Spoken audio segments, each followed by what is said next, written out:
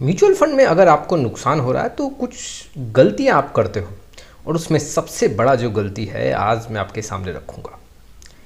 आप किसी स्टॉक्स में जब पैसा लगाते हो तो सबसे बड़ा आप पॉइंट क्या देखते हो कि स्टॉक सस्ता है या नहीं है।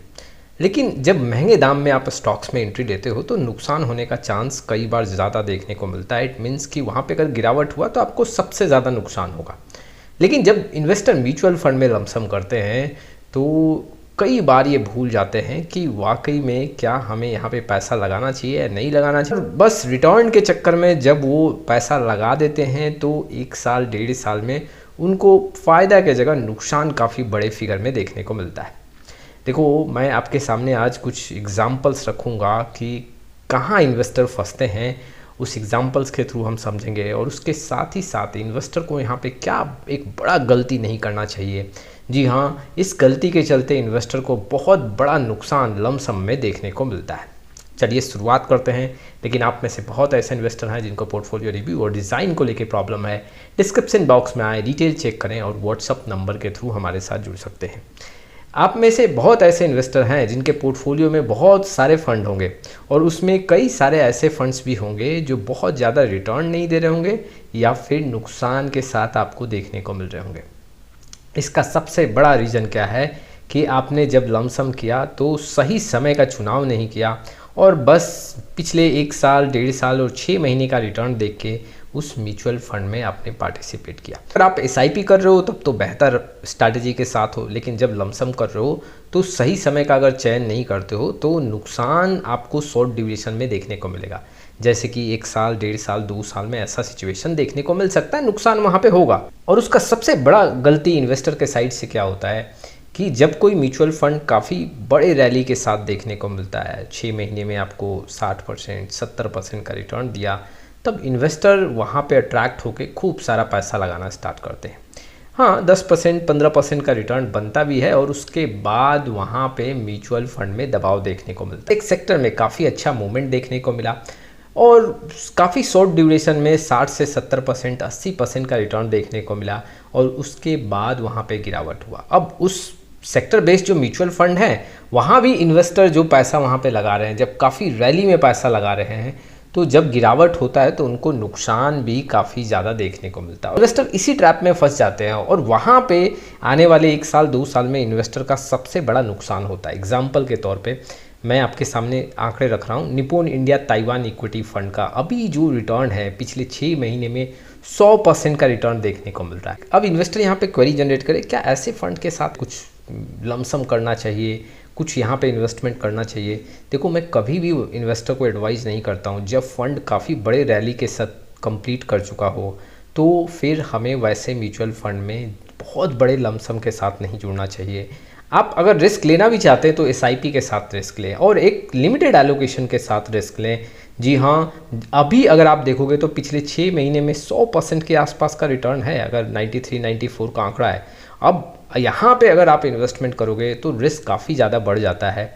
और ऐसा क्यों है, देखो मैं कुछ एग्जांपल आपके सामने रखता हूँ।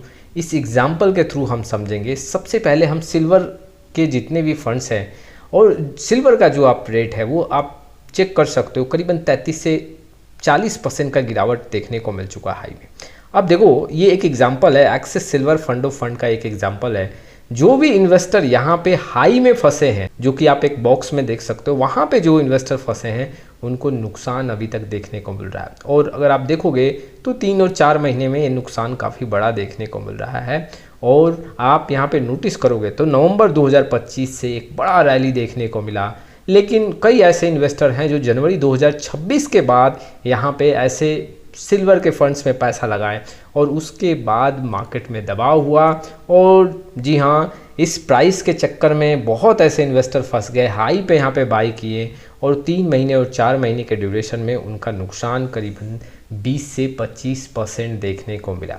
और ऐसे सिल्वर फंड्स में ये आंकड़ा देखने को मिल रहा है, जो भी इन्वेस्टर 2026 के बाद यहाँ पे इन्वेस्टमेंट किए हैं उनको नुकसान देखने को मिल रहा है। चलिए और एग्जांपल मैं आपके सामने रखता हूँ। जैसे कि अगर आप आईटी सेक्टर का आंकड़ा देखोगे तो 2020 के बाद काफ़ी बड़ा रैली देखने को मिला और अधिकतर इन्वेस्टर जब काफ़ी ज़्यादा रिटर्न बन जाता है तब जाके वहाँ पे पैसा लगाना स्टार्ट करते हैं। जैसे कि आप निफ्टी आईटी का इंडेक्स देखोगे तो जो आप एरो देख रहे हो, डाउन का एक एरो देख रहे हो, वहाँ इन्वेस्टर जो भी पैसा लगाए हैं, जी हाँ, वो अभी लॉस में हैं। और अधिकतर जो टेक्नोलॉजी सेक्टर के फंड हैं, वैसे इन्वेस्टर ने जो 1.5 साल 1 साल पहले इन्वेस्टमेंट हाई पे किया है, उनको अभी काफ़ी बड़े फिगर में लॉस देखने को अभी भी मिल रहा है। तो ये क्या होता है कि जब बहुत बड़ा रैली यहाँ पे कोई म्यूचुअल फंड दे देता है, तब जाके इन्वेस्टर वहाँ पे बहुत ज़्यादा पैसा लगाना स्टार्ट कर देते हैं। उनको लगता है 6 महीने में यहाँ पे 30% 40% का रिटर्न है, आगे भी पैसा बनेगा, और वो वहाँ से गिरना स्टार्ट करता है और इन्वेस्टर वहाँ पे काफ़ी मोटा पैसा लगाते हैं। इट मीन्स कि अपने एलोकेशन और रिस्क को भूल जाते हैं और बहुत बड़ा पैसा वहाँ पे लगा देते हैं और लॉस उनको काफ़ी ज़्यादा देखने को मिलता है। ठीक वैसे ही गोल्ड का अगर आप प्राइस पे भी नज़र डालोगे तो कई ऐसे गोल्ड बेस्ड म्यूचुअल फंड हैं जिनका यहाँ पे गिरावट काफ़ी ज़्यादा देखने को मिल रहा है। और ठीक सिल्वर जैसा ही अगर आप देखोगे जनवरी 2026 के बाद जो भी इन्वेस्टर यहाँ पे पैसा लगाए हैं, जी हाँ, उनको नुकसान देखने को मिल रहा है। और अगर आप देखोगे तो जितने मैंने आपके सामने प्रोडक्ट रखे हैं, silver based mutual fund, gold based mutual fund, यहाँ पे जो IT sector based mutual fund है, यहाँ पे अगर आप नोटिस करोगे तो रैली देखने को मिला और रैली के बाद गिरावट देखने को मिला। और बस इसमें बहुत ऐसे इन्वेस्टर हैं जो हाई रैली के ट्रैप में फंसते हैं और फिर वहाँ से उनको नुकसान देखने को मिलता है। देखो, इन्वेस्टर को मैं यहाँ पे साफ शब्दों में कहता हूँ, अगर आप रिस्क लेना चाहते हो तो लो, लेकिन एक कैलकुलेटिव रिस्क लो। ऐसा नहीं कि बहुत बड़े अमाउंट में आप लमसम करो, SIP के थ्रू जाओ, एक लिमिटेड एलोकेशन के साथ वहाँ प्ले करो। और अगर आप वाकई में लमसम करना भी चाहते हो और रिस्क लेना भी चाहते हो तो बॉटम में रिस्क लो। जी हाँ, मान लो किसी सेक्टर में हाई से 30% 40% का गिरावट है, तो वहाँ पे जो म्यूचुअल फंड है, जो वैसे सेक्टर बेस्ड म्यूचुअल फंड है, वहाँ पे आप लमसम कर सकते हो, वहाँ पे रिस्क ले सकते हो। वहाँ पे चांसेस काफ़ी ज़्यादा रहेगा कि आने वाले 6 महीने और 1 साल में एक अच्छा खासा मूवमेंट आपको देखने को मिले। ना कि आपको गलती नहीं करना है कि हाई वाले लेवल पे आपको जाके वहाँ पे बहुत बड़ा लमसम करना है। ऐसे कई बार इन्वेस्टर फंसे हैं और कई ऐसे एग्जाम्पल है, मैंने आपके सामने 3 से 4 एग्जाम्पल रखे हैं। ऐसे कई सारे एग्जाम्पल हैं। वो क्या करते हैं कि पिछले 1 साल 6 महीने का रिटर्न देखा, अच्छा खासा पैसा बना हुआ है, चलो अब हम यहाँ पे खूब पैसा लगाते हैं। जैसे एक एग्जांपल मैं और आपके सामने देता हूँ, Motilal Oswal mid cap mutual fund 1 साल 1.5 साल 2 साल 3 साल 4 साल के आंकड़ों में इस म्यूचुअल फंड ने यहाँ पे 2.5 गुना 3 गुना पैसा बनाया।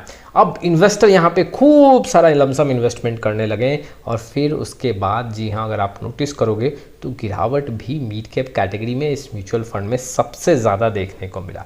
तो देखो, अगर आप बहुत बड़ा लमसम कर रहे हो तो आपको एक बॉटम पकड़ना पड़ेगा, हाई नहीं पकड़ना। हाई पे अगर आप करोगे वहाँ पे लमसम तो रिस्क काफ़ी ज़्यादा बढ़ रहा है। हाँ, SIP के थ्रू जा रहे हो तो ये आपके लिए सही एक स्ट्रैटेजी है और एलोकेशन का भी आपको एक सही निर्णय लेना पड़ेगा। तो ये कुछ इन्फॉर्मेशंस थे जो इन्वेस्टर के लिए इंपॉर्टेंट थे। आपका क्या राय इस वीडियो को लेकर कमेंट बॉक्स में जरूर आए। फिर मिलेंगे एक नए वीडियो के साथ, तब तक के लिए जय हिंद जय भारत।